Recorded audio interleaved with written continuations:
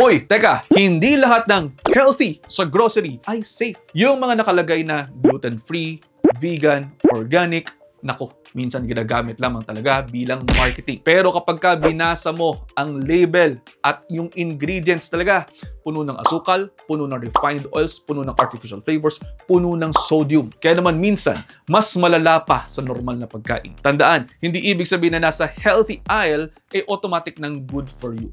Ang sekreto, read the ingredients. Kung hindi mo mabigkas ang kalahati ng nakasulat dyan, baka hindi na worth it, kapatid. Mas simple, mas kilala mo ang ingredients, mas healthy o mas tama lamang para sa'yo. Kaya naman, huwag magpadala sa labels lamang sa harapan. Tignan mo rin yung nasa likod.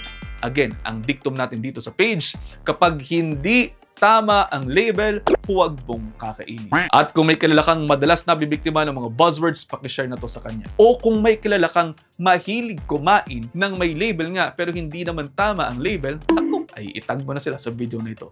O paano? Naka-1 minuto na ata ito. I hope you're all 1 minute wiser. Pakipusuan. Kung may natutunan, and I'll see you next time.